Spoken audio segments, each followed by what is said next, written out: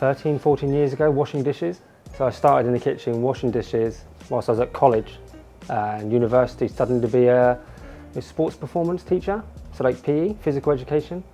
But by the time I finished college, university, I went from washing dishes to like sous chef, and then obviously I realised I enjoyed it more, and plus you can get more money probably as a chef. So at the time it was I enjoyed it more. It was like a family to me. So.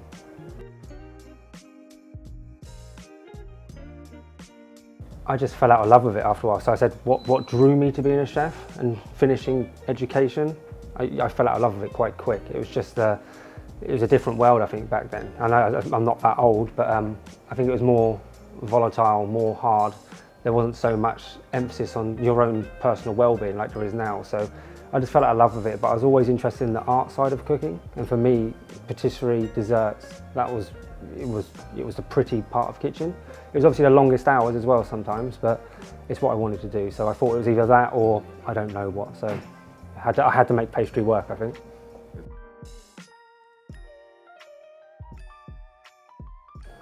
So I've worked in all sorts of places. So I've worked with some nice Michelin-starred chefs up until the last place I was before I opened up my own business.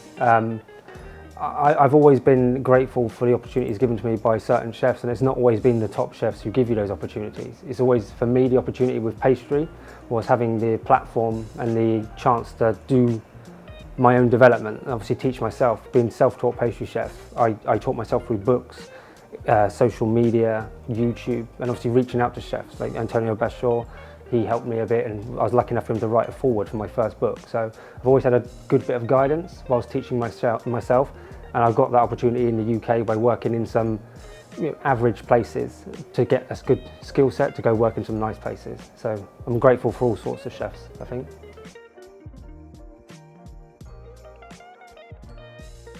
A lot of practice. As I said, we've just made macarons, or we make macarons. I said we can make 1,000 a day, but when I first started, I was grinding the almonds, 300-gram batches. I probably went through about 4 or 5 kilograms of almonds and icing sugar before I got 2 which paired up. So it's just trial and error, and I think that's the hard part with macarons and a lot of cooking, especially patisserie, is if you don't get the results straight away, you could either give up or accept the skill set you are at, or just keep practicing. And it can be damaging mentally to keep practicing and failing, but eventually you're going to succeed. And if you can just succeed in one way, even if it's as silly as keeping the oven on a certain setting or putting your trays in at a certain angle, if it seems superstitious and it works, don't change it, I think.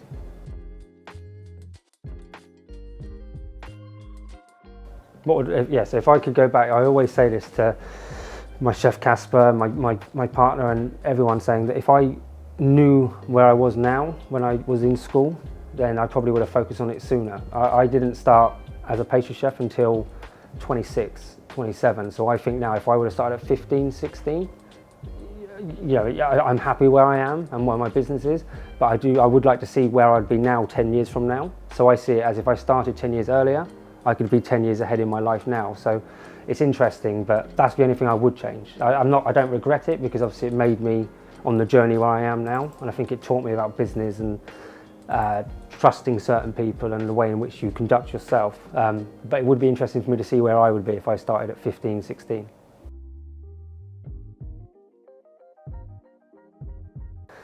Don't give up, and find the job in a place where you want to develop. Like, you get too many people spend too much time in places which is no good for where they want to be. Like, some people wish to learn croissants and they'll go to a patisserie like myself who specialise in mousses and macarons. If you know where you want to be, find a chef. If they say no, ask again. If they say no, turn up the next morning with your knife kit outside the door. They're not going to turn you away.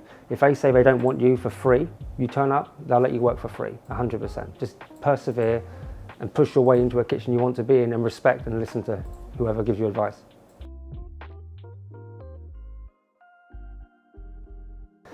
I want people to learn how to make macarons from this course. I want people to learn the techniques, the fact that repetition breeds results. If it's not broken, don't try and fix it. There's people follow my recipes and sometimes say they turn the temperature down to 120 to see what happens. I said, there's no need to do that. If it works, it's easy. I always say this, and I'm not saying it to try and be arrogant, but patisserie, once you learn a technique, mirror glaze, macarons, bonbons, if it works, just stick with it. It's the same concept, just change it as and when you need to change a flavour, but keep it the same consistency, technique, ingredients, measurements, that's it.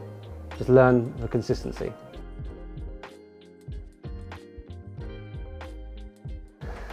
In macarons you can use creativity in for different colours, for different shapes, but more importantly different flavours. There's flavours all over the world people don't know about. There's different brands who produce better flavours. Vanilla is to some a boring flavour, but there's so many different strains. Your Tahitian, Mexican vanilla extract, Madagascan. You can adapt these into your macarons in so many different ways. We're lucky enough to have associations with big companies, so we use some of their products. Specialists like Harvey Nichols champagne, specialist whiskey and orange marmalade macaron. But there's so many different adaptations you can do. If you had the time and the space and the staff, you could have 200 types of macarons in your shop. It's all about your creativity.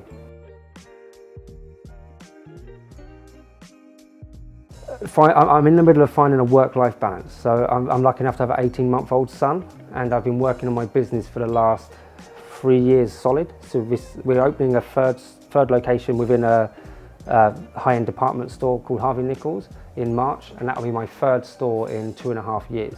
So I'm now looking at trying to streamline everything, and this association will allow for quicker expansion within their chains. But I'm trying to work out what my company does from a financial point of view, rather than using my company as a way of expressing myself all the time and saying I want to do this lifelike fruit, this chocolate, this macaron, and trying to make it a sustainable business for everyone involved. We have obviously dependence on ourselves. We have staff who wish they need us for survival. So it's about me trying to sustain, grow at a nice rate, but also have a nice work-life balance as well. For me, it's probably about maturity and growing up now. Not just trying to say, I want to be the best, because I don't want to be the best pastry chef. I want to be one of the most marketable pastry chefs. So the best pastry chef is probably in some free Michelin-starred restaurant in Malaysia or somewhere behind the scenes no one knows. But there's chefs out there with Instagram followings of millions of getting deals, and they have a nice work-life balance. All I want is to be happy with myself and my family, that's all. Pastry chefs are very fashionable at the moment. I think it's easy because I say to some chefs, some of my chef friends who are on the hot side, who say I can't get Instagram followers, and no one wants to see you butchering a venison saddle. It's not pretty to watch on Instagram, whereas my daily prep list, make macarons, mirror glaze, chocolates, piper mousse, glaze the mousse, everything is like wow, wow, wow, it's colourful. So if you have the time and the facilities to record yourself as a pastry chef, or you have a platform where you can express yourself without limitations, then you can possibly reach where you want to be. For myself, I wouldn't want to be at the top where some chefs are. I just want to be at a comfortable stage where growing up I wasn't at with my family. We weren't lucky enough to have stability, so I just want to provide that for my partner and my son. So that's what I want to do. In the UK, my friend was sous chef there, and that's probably one of the most recent meals. It's Hand and Flowers, Tom Kerridge, 2 Michelin star. It's like it's like really nice gastro pub food, but really high standard. I have to say, so I was just speaking to him today, but Hoffman Pastelero is actually one of my favourites in the world. So it's quite coincidental, it's just down the road, I suppose. Oh, Shawshank Redemption, iconic. Johan Cruyff, my turn. Brilliant biography, brilliant footballer. Bashor's books are like Bibles the most, aren't they? I have nearly every pastry book, but literally yesterday I just got dropped off Buffets by Bashor. It looks interesting, but for myself, obscure answer would be Johnny Iazini, Dessert Foreplay. People try and be as obscure and quirky as possible. For me, it probably is, because it's become more and more expensive, vanilla. Like I said, there's so many different types of vanilla. A lot of people think it's just a paste or it's a pod, but Tahitian vanilla is probably the best out there. My dream would be to be the go-to place. I don't want to leave the UK. I'd like to have different places in certain areas, but where I live, I'd like my business to be the go-to place for patisserie. It possibly is likely in the future because there's not a lot of patisseries in the UK. What we do is seen as quite niche or quite different. It's not as well respected as, say, Barcelona, Amsterdam, Paris.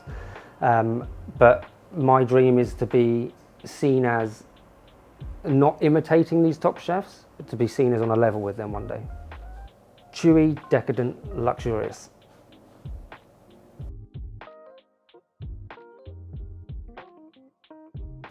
I think teaching through technology is it's become more paramount since obviously COVID and the pandemic. But for myself, it's a nice way of learning because people can obviously, a lot of people get a bit embarrassed if they come to a hands-on class and there's 8, 10 people, they might have a question they don't want to ask. So they don't want to look silly in their eyes, so they'll hold it in and they won't learn that aspect. Whereas with an online class, if you've missed something, you've downloaded it, you can rewind, you can watch it again in the comfort of your own home, whether you're in your bedroom or in your kitchen, or even if you're broadcasting it to your chefs. You can learn in your environment. Myself, I'm quite socially awkward, so I may be inclined to, if I have a question, maybe hold back and speak to the chef at the end. But with this, if you haven't caught what I've said, you can just rewind and go back and learn again, or watch it over and over again if you wish.